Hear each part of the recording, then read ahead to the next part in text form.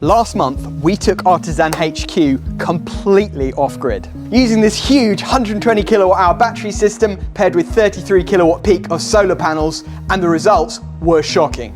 But while I was scrolling through the app, I noticed an AI mode, and that got me thinking, what actually is AI mode? Is it any good? And most important of all, can I beat it? I think this is going to be easy.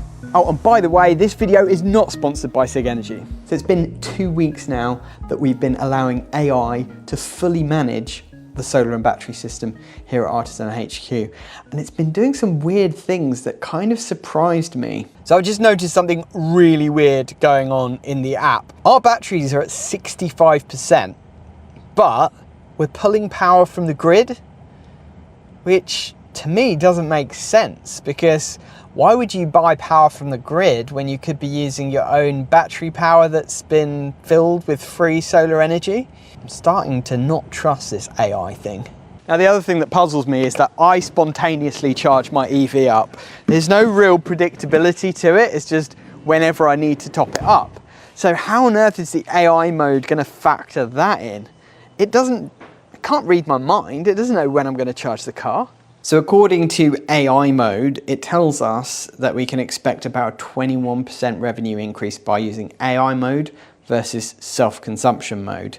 And so far, for the first 2 weeks of May, we've been using it. So how much has it earned us?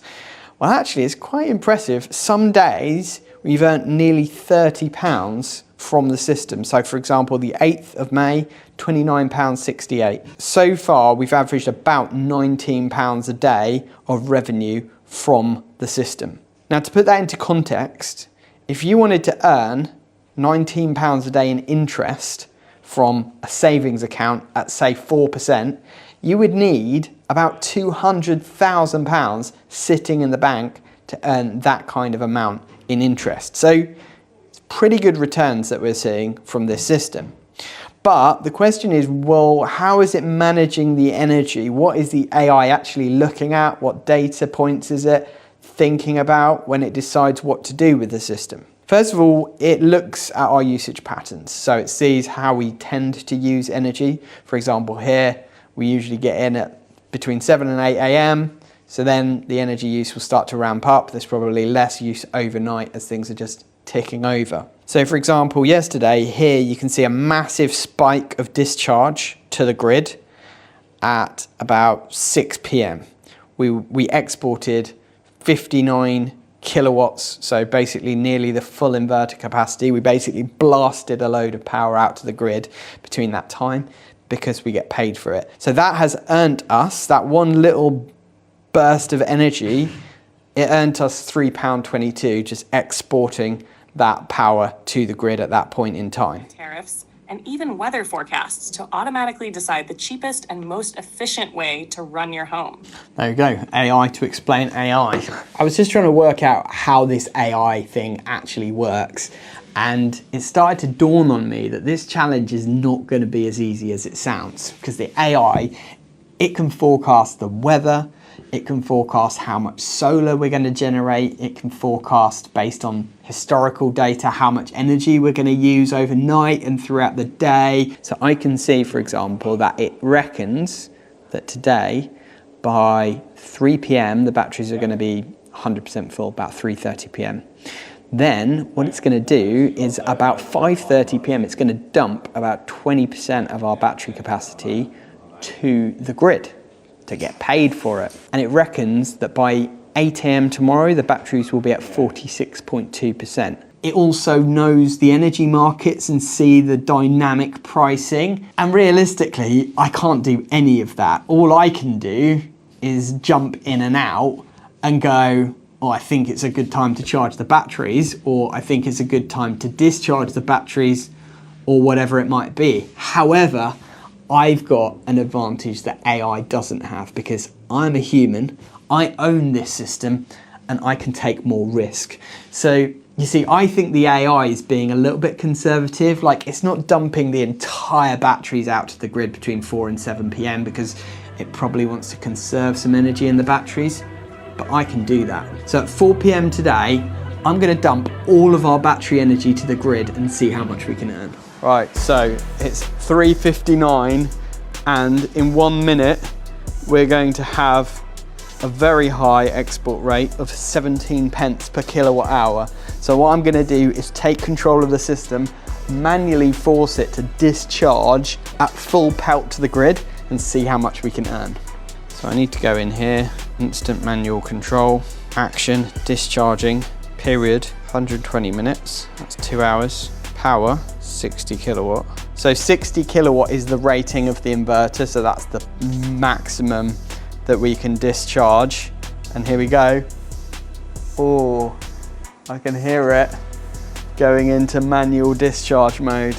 So there we go. And it's currently discharging at 54 kilowatt. It's going to now pump 60 kilowatts into the grid for 2 hours, which should fully empty the batteries.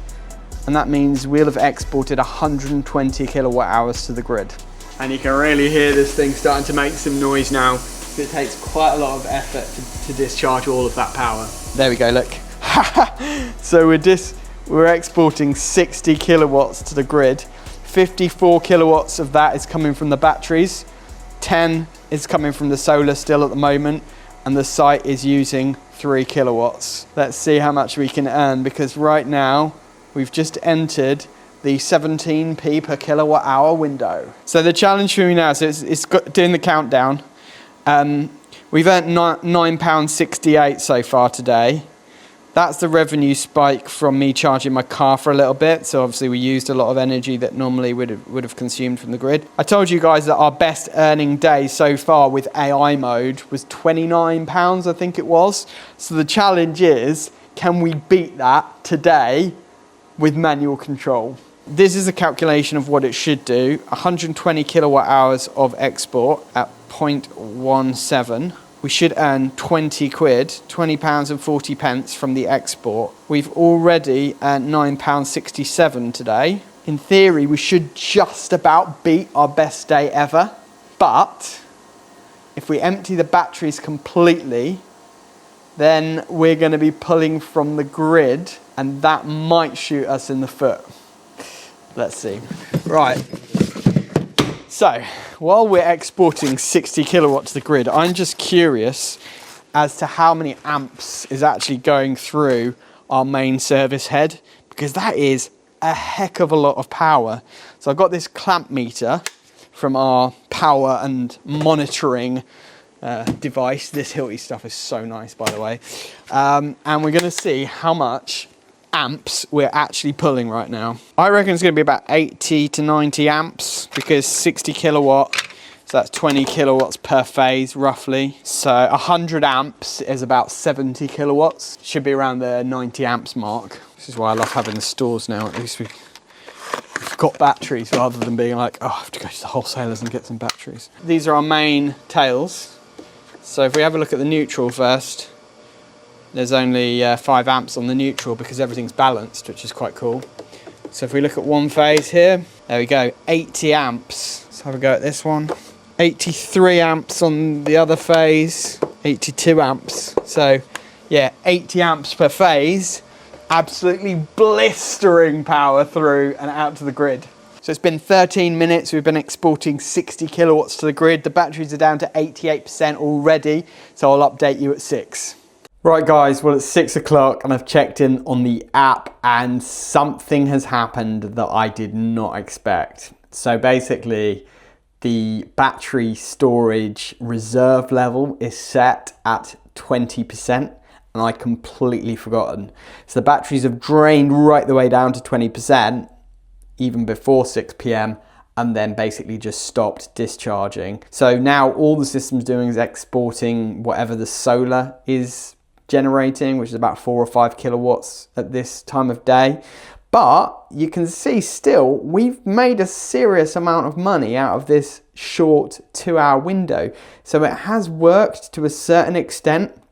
Now I'm interested to see what's going to happen for the rest of the day, because with the batteries being so low, I'm slightly worried that we're going to start pulling power from the grid soon. Now you might wonder, why do energy companies pay more for exporting energy at certain times of the day? And it's because of this. I've literally just got home, I'm heating up my dinner in the microwave, Maybe people are boiling the kettle, maybe people have got the oven and the hob on. And between 4 p.m. and 6:30 p.m. is where most people in Britain have their dinner. And the demand on the grid during that time is huge. So what's really cool is that although I've not got solar here at my house, I'm powering my microwave off renewable energy from the grid, which is likely being provided by my business right now, and I'm getting paid to send that energy into the grid, and I'm buying cheap, cleaner energy here at home because of that. Right, so what I've done now is I've lowered the battery reserve to 10%, which means we've got another 12 kilowatt hours that we can send out to the grid before 6:30, which is where the high level export rate ends. Okay guys, I've got to be honest, I did the manual control that one time, dumped all the power to the grid. We earned a decent chunk from it, but the next day I just thought, you know what, I've not got time for this. And so I switched it back into AI mode. And for the last few days, it's just been running in AI mode again. But I think I've got a solution that with minimal brain power will enable us to earn more money from the system than just using AI mode. Let me explain. So in the app, I've discovered that there is a time-based control mode where you can set a schedule for doing specific things at specific times. The reason this is going to solve a problem for us is that the AI mode is just being too conservative, in my opinion. What it's doing is it's leaving too much of a reserve in the batteries, because I know that we use 2 kilowatt throughout the entire night. So from 6 p.m. when the sun goes down and we're not really generating much solar until about 6 a.m. when the sun comes back up, we need about 24 kilowatt hours of storage to survive overnight. But what's currently happening is that the batteries are not dumping enough power to the grid during that really high energy window where we get paid 17p per kilowatt hour for export. They're dumping a little bit, but not enough. And therefore the batteries are draining down slowly overnight. But you can see that at 6 a.m, when the solar starts generating again, we've still got 40% reserve left in our batteries. And really that should be about 10%. We've got an extra 30% that we could have dumped to the grid and got paid for at peak rate. So here's my plan. I'm going to go into time of use mode. What I'm going to do is just set the batteries to dump as much power to the grid as possible every day between 4 p.m. and 6 p.m. Then the rest of the day will just be in self-consumption mode. And it's really simple to do this in the app. So what I'm going to do, you can just click edit. I'll delete the schedule so I can show how to do it from scratch. And we're going to go into self-consumption mode from midnight until 4 p.m. Then we're going to go into discharge mode from 4 p.m. until 6 p.m. And then it should automatically, and we just add another self-consumption period from 6 p.m. till midnight. And we click save. And that is it. So now what should happen today is throughout the day, we'll use as much of our solar and battery as we can. When the batteries are full, we will export any excess rather than clipping, which will be good. But then at 4 p.m, it'll start dumping as much power to the grid as possible and hopefully bring us down to about 30% capacity, which will then be enough for us to have 20% left to survive overnight. So this is last Thursday when you can see I set the manual discharge and we pretty much dumped all the power from the batteries to the grid.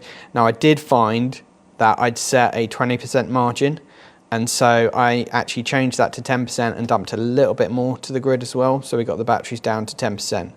But then what happened is we were importing from the grid then for the rest of the day, and the next day all of that 2 kilowatt load overnight was all coming from the grid until the sun started to shine and the battery started to charge again. Now it did mean that the batteries got full later on in the day, so they were full by about 3:50 p.m. and we did start to export a little bit of power, and then the AI mode was back and it did decide to dump quite a bit of power to the grid during that 4 to 6 p.m. window, but we still had enough reserve left over to survive until the next morning. But this is the really interesting part. The energy revenue from that day when we dumped as much power as possible to the grid was our highest earning day ever, £29.97, which means that I did beat the AI mode in this particular case. And the following day, although we did pull some power from the grid, so we spent a bit of money, actually we still earned £20.83 from our self-consumption and generation and export. So we did pretty well on both of those days, about £50 across 2 days. The reason I'm doing this test is that I think there's a lot of people out there who could potentially benefit from knowing how these systems work and how you can get the most out of them. Because whether you've got 120 kilowatt hours like we have or 20 kilowatt hours, the principles are still the same. How you manage the system and the different modes that you can use will really massively affect your return on investment. I need to get the sweet spot right, because actually if I set these batteries to dump all of their power for 2 hours, that's 120 kilowatt hours, and we're only going to be at 10% reserve. So I need to set the window correctly so that we go from 120 kilowatt hours to having about 30% of our battery storage left over. So to do that, I'm going to do a very simple calculation. So 120 times 0.3, that means we need about 36 kilowatt hours left in the batteries at the end of the day. So then if I do 120, this is probably a really backwards way of calculating it, but it's the way my brain works. If I do 120 minus 36, we need to discharge 84 kilowatt hours to the grid during that peak window. Now, because the inverter is rated at 60 kilowatts, that's the maximum we can export for. That's quite handy because there's 60 minutes in an hour. So 1 kilowatt hour per minute would be discharged to the grid effectively. So to discharge 84 kilowatt hours, we need to discharge for 84 minutes. So if I do 84 divided by 60, that's 1.4 hours. So it's an hour and 24 minutes we need to be discharging for. If I go into the 𝐒IG Energy app and in my time of use settings, set the device to discharge from 4 p.m. until 5:24 p.m. That's exactly an hour and 24 minutes, which gives us the 84 kilowatt hours of discharge that we need to arrive exactly at our 30% reserve by the end of the discharge period. So in the time-based control settings in the schedule, what we need to do is edit our schedule from 4 p.m. to 5. Okay, we've got the option of 5:15 or 5:30. So I'm going to go with 5:30. We'll push the envelope a little bit. And then basically our self-consumption will start again from 5:30 until midnight. So it's been a whole week and I think I have cracked and beat and smashed and pulverized the AI mode by doing something very simple. Setting a time of use schedule based on how we use the building. And that for me is slightly upsetting and worrying, to be honest, because at the start of the video, I was like, you know, is this AI mode really any good or anything? And then I looked at all of the things that it does and I was thinking, wow, this AI mode is really actually quite comprehensive and surely it's going to be able to manage the system way better than I can with the very limited capabilities that I've got. But I think the biggest weakness with the AI is how conservative it seems to be. It just wasn't pushing the system to the limits like I would as the owner of the system. However, there's one thing that I haven't factored into all of this, and that is the warranty and the cycle life of these batteries. So I did a bit of digging because I wanted to know, actually, am I damaging these batteries by fully discharging them every single night to the grid and then charging them up again from zero? And the answer is not really. The cycle life warranty of these batteries is 5,000 cycles or 10 years. And actually cycling every day, 365 days of the year, once every day, a full charge and a full discharge, 5,000 cycles is over 13 years, which means that these batteries should last well along past that 10-year mark, even with the heavy use that I'm giving them with my setup. So actually, I'm quite confident that the way I'm running things is better than AI mode, and I'm not doing any long-term harm to the system. But just to prove the point, let's compare. So this last week, fully running in time-based control, I've earned £181.08 from the system. The previous week, running in AI mode, I earned £151.62. And that's really the only thing that I've changed in the way that I've been managing the system. Discharging more during that peak period, getting the battery to a lower state of charge by the time the solar starts to generate in the morning, and using more of that solar to fill the battery later in the day, and then exporting that power all to the grid in the evening once again. Now, I've sort of done the numbers and worked out that on average, if I take into consideration winter and the difference in solar generation in winter, charging the batteries on the cheap rate, that's going to help. And overall, I reckon I can do an average of about £20 a day of revenue or savings from this system. Now that works out to £7,300 a year revenue from the system, basically, which for the £100,000 that I spent to get this system and install it is a pretty amazing return, 7.3%. Now, if you were to stick a load of money in a savings account here in England right now, in the UK, the interest rates are, say, about 3.55%. You would need £206,000 in a savings account to generate the same amount of revenue that this system is generating right now. And some companies might have that amount of money sitting in savings as a bit of a buffer for their company and might be earning that kind of interest. But they could potentially invest it into a solar and battery system and essentially double their earnings and secure their energy future, which is quite amazing. And that's not even taking into account the savings that I've made on diesel from having an electric vehicle that I charge regularly here at the office, in fact 2 electric vehicles, and also all of the peace of mind that it gives me that my business is running off-grid essentially. My overheads for energy are essentially less than zero, and I know that if we get a power cut, my business still keeps running. For me, it's just a no-brainer.